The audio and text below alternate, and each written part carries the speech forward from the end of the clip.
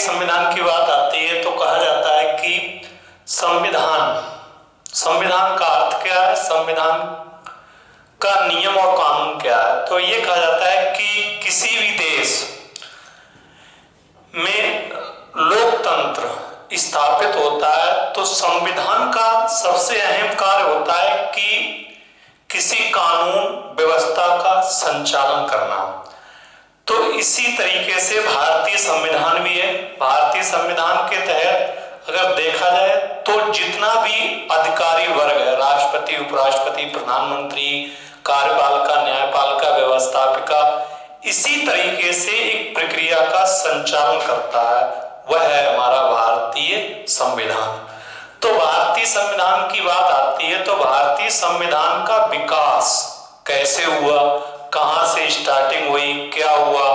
तो सबसे पहले अगर हम बात करते हैं सबसे पहले किस देश का संविधान था, तो सबसे पहले अलिखित संविधान ब्रिटेन का संविधान था। लिखित संविधान अमेरिका का संविधान था, जो सबसे छोटा संविधान माना जाता है अभी तक, जिसमें 7 अनुच्छेद हैं। बात आती है भारतीय संविधान की, तो भारतीय संविधान की बात आती है तो भारतीय संविधान में भारतीय संविधान के विकास की बात करते हैं। तो भारतीय संविधान के विकास की बात आती है तो ईस्ट इंडिया कंपनी 1600 ईस्वी में ब्रिटिश में महारानी एलिजाबेथ द्वारा गठित हुई थी और जिसका कार्य था केवल भारत में व्यापार करना। तो भारतीय संविधान का विकास 2 तरीके से हुआ है, ब्रिटिश ईस्ट इंडिया कंपनी के अंतर्गत पारित अधिनियम और ब्रिटिश ताज के अंतर्गत पारित अधिनियम। तो इसके बारे में सबसे पहले हम आपको बताएंगे ब्रिटिश ईस्ट इंडिया कंपनी के अंतर्गत पारित अधिनियम। जब British east India company Bharat में आती है, आने के बाद उसे जहांगीर द्वारा भारत में कार्य करने की अनुमति मिलती है और ईस्ट इंडिया कंपनी का गठन हुआ था वो अकबर के समय हुआ था ब्रिटेन में। और ईस्ट इंडिया कंपनी जब भारत में आई थी तो उस समय जहांगीर का शासनकाल था। तो ईस्ट इंडिया कंपनी आने के बाद ईस्ट इंडिया कंपनी ने धीरे धीरे व्यापार करने के बाद धीरे धीरे राजनीतिक कार्य में आने लगी। आने के बाद कहा जाता है कि ईस्ट इंडिया कंपनी जब भारत में आई थी तो ईस्ट इंडिया कंपनी भारत में आ जाने के बाद धीरे धीरे शुरुआत हुई, तो जिसमें 3 सबसे महत्वपूर्ण युद्ध माने जाते हैं। कहा जाता है कि बक्सर का युद्ध, प्लासी का युद्ध, ये 2 अहम हैं, जिससे क्या होता है कि British east India company Bharat में अधिकार जमा लेती है। तो हम सबसे पहले बात करते हैं, वो हमारा आधुनिक भारत है, तो सबसे पहले बात करते हैं भारतीय संविधान की।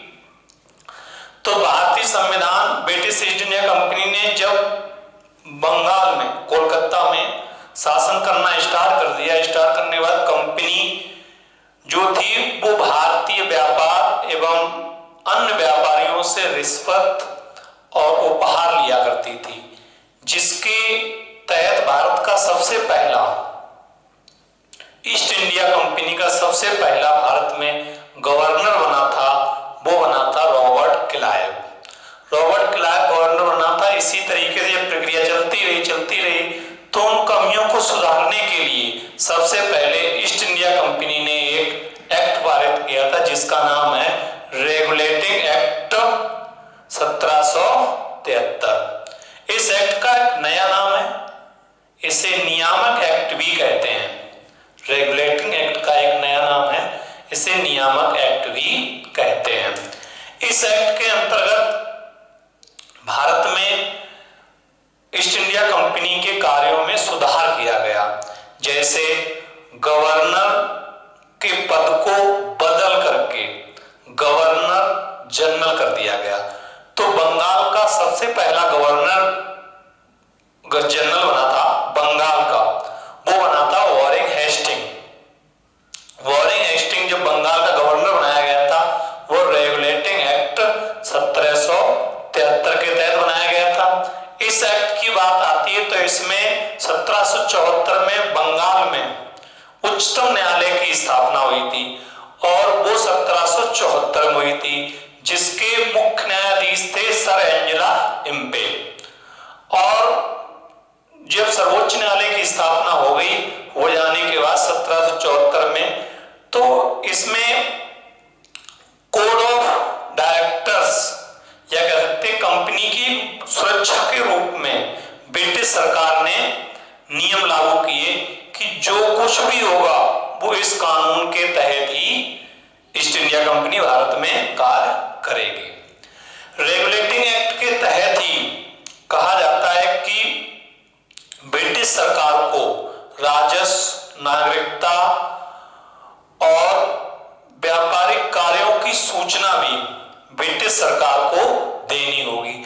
वो किस एक्ट के तहत? 1773 के रेगुलेटिंग एक्ट के तहत ये प्रक्रिया की बात की गई थी।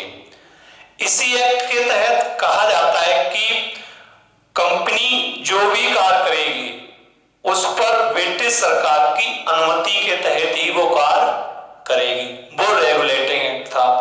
तो ये कहा जाता है कि रेगुलेटिंग एक्ट के बाद आगे की जो प्रक्रिया है उसमें क्या हुआ था कि इसकी कमियां सुधारने के लिए ही ईस्ट इंडिया एक्ट आया था, जिसका दूसरा नाम है, इसे सेटलमेंट एक्ट के नाम से भी जाना जाता है। इस एक्ट में ब्रिटिश ईस्ट इंडिया कंपनी ने राजनीतिक कार्यों और व्यापारिक कार्यों को अलग कर दिया था। इस एक्ट के तहत, ईस्ट इंडिया एक्ट के तहत ब्रिटिश सरकार ने राजनीतिक कार्यों और व्यापारिक कार्यों को अलग कर दिया गया था। इनके लिए एक एक बोर्ड का भी गठन कर दिया गया था। तो जो आपका राजनीतिक कार्य थे उनके लिए बोर्ड ऑफ नियंत्रण की स्थापना की गई थी। जो व्यापारिक कंपनी के वाणिज्य कार्य थे उसके लिए निर्देशन मंडल की स्थापना की गई थी। याद हो गया होगा आपको, राजनीतिक कार्यों के लिए नियंत्रण बोर्ड की स्थापना हुई थी और व्यापारिक कार्यों के लिए आपकी निर्देशन मंडल की स्थापना हुई थी, जिसमें वाणिज्य कार्य आते हैं कंपनी के। वो प्रक्रिया सेटलमेंट एक्ट है। सेटलमेंट एक्ट के तहत सबसे अहम बात आती है कि इसमें क्या हुआ था कि ब्रिटिश ईस्ट इंडिया कंपनी ने यह कहा था कि भारतीयों को कोई भी कार्य या कोई भी कुछ भी किया जाएगा उसके लिए बोर्ड जवाबदेही होगा। उसके बाद आती है चार्टर एक्ट। चार्टर एक्ट की बात आती है तो इन चार्टर एक्ट के तहत कंपनी का जो कार्य था वो भारत में 20 वर्ष के लिए बढ़ा दिया गया था कि भारत में कंपनी 20 वर्ष तक और कार्य करेगी। इसके लिए जो भी कानून बनता था वो ब्रिटिश के नियम के तहत ही बना के दिया जाता, तो उसी के तहत ईस्ट इंडिया कार्य करती थी। इसमें कंपनी के कार्य को 20 वर्ष के लिए बढ़ा दिया गया था। अब बात आती है चार्टर एक्ट 1813। तो ये कहा जाता है ये एक्ट क्यों पारित किए जाते हैं या कोई कानून क्यों बनाया जाता है? कानून तब बनाया जाता है कि कमियों को सुधारा जाए, नए नियम आने के साथ साथ परिवर्तन होना एक नेचुरल माना जाता है। तो चार्टर एक्ट 1813 के तहत क्या हुआ था, भारत में ब्रिटिश ईस्ट इंडिया कंपनी के एकाधिकार को समाप्त कर दिया था, लेकिन चीन के साथ एकाधिकार था और भारत में चाय का एकाधिकार था व्यापार के लिए ईस्ट इंडिया कंपनी का 1813 के तहत। इसका सबसे अहम नियम माना जाता है कि चार्टर एक्ट 1813 में भारतीयों की शिक्षा के लिए प्रति वर्ष 1 लाख रुपए खर्चा करने की व्यवस्था भी की गई थी चार्टर एक्ट 1813 के तहत। इसमें बात आती है कि भारत में 3 जगह सबसे महत्वपूर्ण थी, बंगाल, मद्रास का वर्तमान नाम चेन्नई है, और कोलकाता। तो बम्बई, मद्रास, कोलकाता, इन तीनों में अगर कोई भी कानून बनेगा तो वह कोलकाता या कह सकते हैं जैसे बंगाल, कोलकाता में वॉरेन हेस्टिंग के नियम के आदेश ही आपकी मद्रास और बंबई के कानून बनाए जाएंगे। आगे बात आती है चार्टर एक्ट 1833। चार्टर 1833 के तहत क्या हुआ था कि अब बंगाल के गवर्नर जनरल का पद समाप्त करके संपूर्ण भारत का गवर्नर जनरल बना दिया गया था। तो ये कहा जाता है संपूर्ण भारत का गवर्नर जनरल कौन बना था, तो लॉर्ड विलियम बेंटिंग, जो सबसे अच्छा गवर्नर जनरल माना जाता है, जिसने भारत में बहुत अच्छे कार्य किए हैं। तो आपसे पूछेगा किस एक्ट के तहत संपूर्ण भारत का गवर्नर जनरल बना था, तो 1833 के चार्टर एक्ट के तहत भारत का गवर्नर जनरल बना था लॉर्ड विलियम बेंटिंग। बात आती है इसके कार्य, तो इसका कार्य है सती प्रथा का अंत 1829 में धारा 17 के तहत। ये सबसे अहम क्वेश्चन है, कई बार पूछा जाता है। दास प्रथा का अंत, ठगी प्रथा का अंत, शिशु बाल हत्या पर प्रतिबंध इत्यादि कार्य किए गए थे। अब बात आती है, अगर वो आपसे पूछता है कि लॉर्ड विलियम बेंटिंग ने राजा राम मोहन राय की सहायता से सती प्रथा का अंत किया था, यह सबसे अहम क्वेश्चन है। धारा 17 के तहत किया था, ये कई बार क्वेश्चन पूछा गया है और ये आता भी है। इसके तहत क्या हुआ था, ये कहा जाता है कि 1835 में क्वेश्चन आया हुआ है, 1835 में विधि के लिए 4 सदस्य नियुक्त किए, जिसमें पहला सदस्य था लॉर्ड मैकाले। लॉर्ड मैकाले ने कानून बनाया था और ये कहा जाता है इन्होंने 1835 में, लॉर्ड मैकाले ने 1835 में अंग्रेजी शिक्षा के स्थान पर, हिंदी शिक्षा के स्थान पर अंग्रेजी शिक्षा लागू की थी। लॉर्ड मैकाले का उद्देश्य था कि भारतीय रंग रूप स्वभाव से भारतीय हो, लेकिन मानसिक रूप से अंग्रेजी हो। यह बात लॉर्ड मैकाले ने की थी। लॉर्ड मैकाले ने कुछ नया हुआ है, लॉर्ड मैकाले ने हिंदी के स्थान पर अंग्रेजी को स्थापित कब किया था, तो 1835 में। यह लॉर्ड मैकाले की प्रक्रिया, लॉर्ड मैकाले ने ही भारत में सभी कानून बनाए थे। तो कानून में 4 सदस्य थे, सबसे पहला सदस्य नियुक्त हुआ था लॉर्ड मैकाले। अब बात आती है कि संपूर्ण भारत का, तो ये सबसे अहम क्वेश्चन है। अब बात आती है 1853, इसमें ये प्रक्रिया आती है। इस समय लॉर्ड डलहौजी थे, 1853 में लॉर्ड डलहौजी थे। तो इसमें क्या हुआ था, शक्तियों का विभाजन किया गया था, शक्तियों का विभाजन किया गया था। और इस विभाजन के तहत प्रक्रिया जो थी वो कहा जाता है, अगर वो आपसे कभी भी क्वेश्चन पूछता है तो वो कहेगा आपसे कि विधि का और अन्य कार्यों का विभाजन किस सन में हुआ था, तो वो 1853 में हुआ था। और इसी के तहत विधान परिषद की स्थापना हुई थी। विधान परिषद, अगर हम बात करते हैं अभी की, तो विधान परिषद राज्य का एक उच्च सदन होता है और विधानसभा राज्य का निम्न सदन होता है, इसे आप याद रखें। और वर्तमान में अगर बात करते हैं कि विधान परिषद कितने राज्यों में है, ये सबसे अहम क्वेश्चन है, कई बार पूछा जाता है। तो हम आपको गिनाते हैं, गिनिए आप, यूपी, बिहार, महाराष्ट्र, तेलंगाना और कर्नाटक, इतने राज्यों में विधान परिषद है। ठीक, आपके आंध्र प्रदेश में समाप्त हो गई है और आपके जम्मू कश्मीर में भी विधान परिषद को समाप्त कर दिया गया।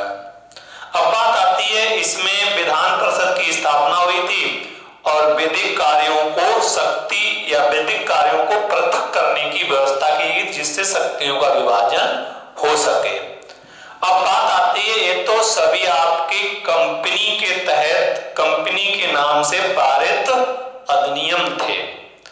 बात आती है कि इन अधिनियम के बाद 1857 का विद्रोह होता है, क्रांति नहीं, 1857 का जब विद्रोह होता है तो उस समय भारतीय गवर्नर की बात आती है। तो यह कहा जाता है, अगर आपसे कभी क्वेश्चन पूछे कि भारत का गवर्नर जनरल कौन था, तो लॉर्ड कैनिंग था जब 1857 की क्रांति हुई। और भारत में 1857 का विद्रोह, क्रांति अगर आप समझे 1857 क्या था तो विद्रोह था। 1857 का जो विद्रोह समाप्त हो गया, समाप्त हो जाने के बाद ब्रिटिश क्या कह सकते इसे इंग्लैंड, ब्रिटिश ने भारत में कंपनी के शासन को समाप्त कर दिया और यह कानून अपने हाथ में ले लिया। अब ये कहा जाता था, इसीलिए बोला गया ब्रिटिश ताज के अंतर्गत पारित अधिनियम। तो इस अधिनियम में क्या हुआ था कि ब्रिटिश सरकार जो कानून बनाएगी वही कानून भारत में अब चलेगा। ईस्ट इंडिया कंपनी जो कानून बनाती थी उस कानून को समाप्त कर दिया गया। ब्रिटिश के अंतर्गत भारत एक अधिकृत राज्य हो गया था, जैसे उत्तर प्रदेश है और इंडिया है। तो उत्तर प्रदेश भारत का एक अधिकृत राज्य है, वैसे ही ब्रिटिश सरकार ने भी भारत को अपना एक राज्य बना लिया। इसमें एक नए पद का सर्जन हुआ, भारत के सचिव के पद का सर्जन हुआ और भारत के गवर्नर जनरल के पद को समाप्त करके भारत में एक वायसराय की नियुक्ति हो गई। तो वो पूछेगा किस अधिनियम के तहत हुआ था, तो यह हुआ था 1858 के अधिनियम के तहत हुआ था। इस अधिनियम में क्या हुआ था कि ब्रिटेन की महारानी को भारत की महारानी बना दिया गया था। संधि हुई थी इलाहाबाद में। दूसरा क्वेश्चन आता है और आपसे पूछेगा कि पहला वायसराय कौन बना था, या 1857 की क्रांति के समय भारत का गवर्नर जनरल कौन था, तो गवर्नर जनरल था लॉर्ड कैनिंग। लॉर्ड कैनिंग ही गवर्नर जनरल था। उसके बाद 1858 जब पारित अधिनियम हुआ था, उस अधिनियम में कहा गया था कि गवर्नर जनरल के पद को समाप्त करके अब भारत का वायसराय बनाया जाएगा। एक नए पद का सृजन हुआ था, उसका नाम था भारत का सचिव। तो ये प्रक्रिया थी। इसमें ब्रिटेन की महारानी को भारत की महारानी बना दिया गया था और गवर्नर जनरल के पद को समाप्त करके भारत का वायसराय बना दिया गया था। इसके तहत जो भी कानून बनाया जाएगा वो ब्रिटिश के तहत ही लागू होगा, ब्रिटिश सरकार के तहत ही लागू होगा। वो भारत परिषद अधिनियम है। अब बात आती है 1861 में। इस समय भी कौन था, तो लॉर्ड कैनिंग था। इसमें क्या हुआ था, अब उन्होंने ब्रिटिश सरकार ने सोचा कि अगर हमें भारत में रहना है तो भारतीयों का साथ होना बहुत जरूरी है। तो इसमें कहा जाता था कि लॉर्ड कैनिंग ने 3 भारतीय राजाओं को सम्मिलित किया था, जिसमें कहा जाता है कि राजाओं को सम्मिलित करने के बाद इसमें कोई भी प्रक्रिया थी तो राजाओं की सहमति से आपस में बैठ के बात हुआ करती थी। और इसका सबसे अहम महत्वपूर्ण कार्य है कि अध्यादेश, जैसे राष्ट्रपति 143 के तहत अध्यादेश जारी करता है, तो उसी के तहत 123 के तहत अध्यादेश जारी करता है। तो इसी के तहत राष्ट्रपति भी अध्यादेश जारी करने की जो शक्ति प्राप्त हुई थी वो हुई थी आपकी 1881 के तहत। इसी समय सबसे अहम क्वेश्चन है, अगर वो आपसे कभी भी पूछता है कि जब ये पारित हुआ था तो इसमें अध्यादेश की जो अवधि थी वो 6 माह थी और ब्रिटिश संसद की बिना अनुमति से भी अध्यादेश पारी कर सकता था। इसमें कहा जाता है, कई बार ये पूछा गया है कि कोई भी कानून बनाया जाएगा तो उसमें वायसराय जो होगा वो यहाँ का कानून स्वयं बनाएगा, लेकिन उसे अवधि दी गई थी 6 माह तक की अवधि में वह कार्य करेगा अगर संसद से कोई कानून पारित नहीं होता है तो। अब बात आती है 1892।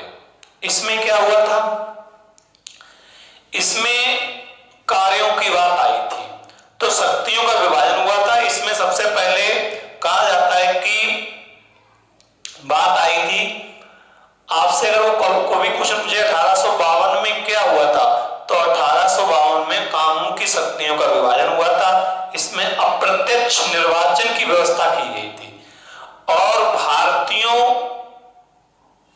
को बजट में बहस करना, भारतीयों को बजट में बहस करना, और जब कोई बजट पारित होगा, भारत में कोई बजट पारित प्रश्न नहीं पूछ सकते हैं, मतदान नहीं कर सकते हैं जो संसद में होता है, लेकिन कोई भी सदस्य नियुक्त किया जाएगा उसके लिए अप्रत्यक्ष निर्वाचन प्रणाली की व्यवस्था इसी के तहत हुई थी।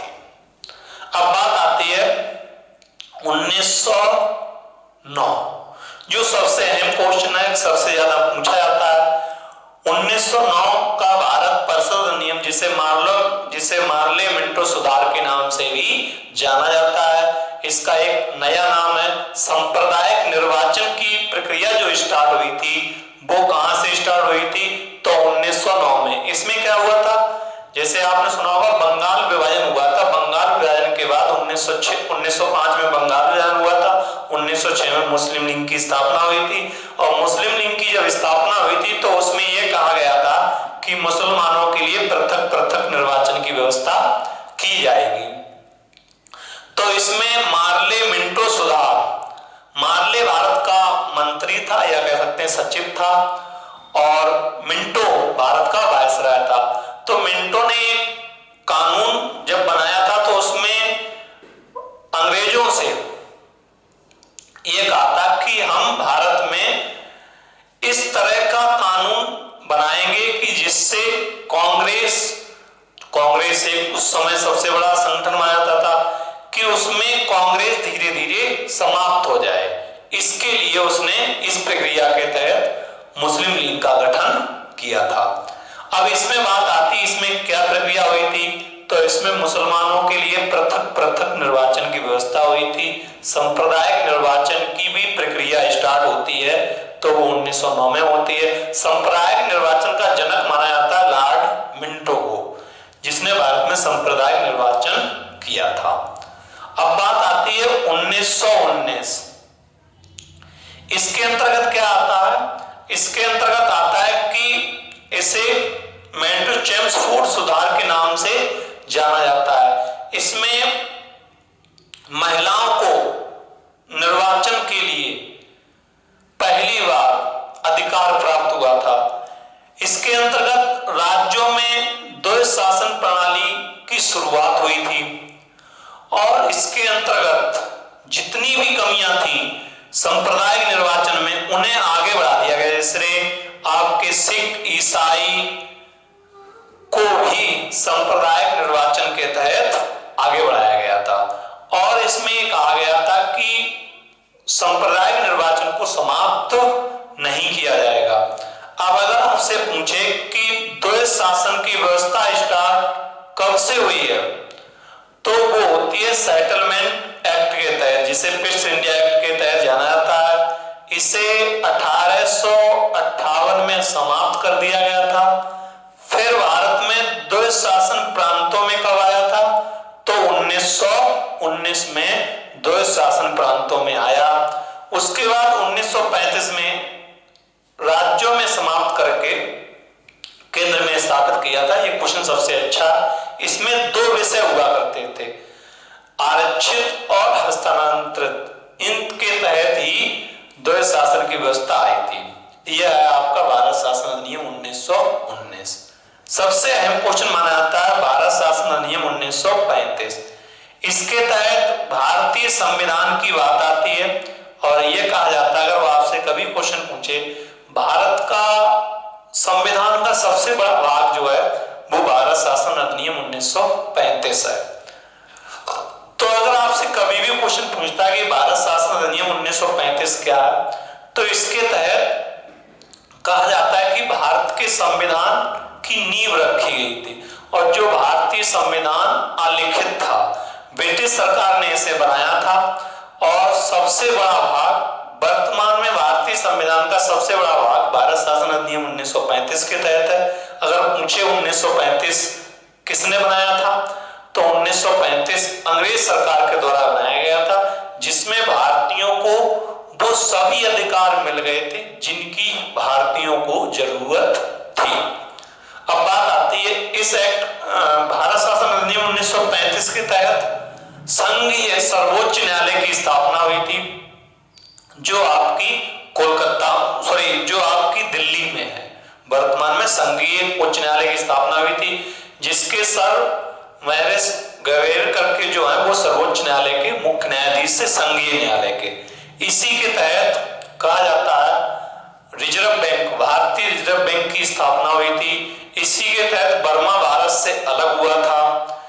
और ये कहा था 1935 अधिनियम के तहत ही रिजर्व बैंक और सर्वोच्च न्यायालय और बर्मा भारत से अलग हुआ था। इतने कार्य सबसे महत्वपूर्ण है।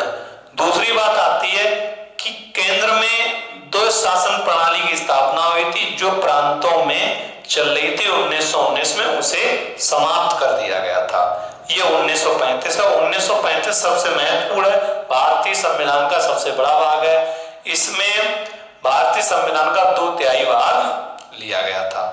अब बात आती है भारत का सबसे महत्वपूर्ण अधिनियम, जिस अधिनियम के तहत भारत को आजादी मिली थी, जिसे कहा जाता है 1947 का भारतीय स्वतंत्रता अधिनियम। जैसे कहा जाता है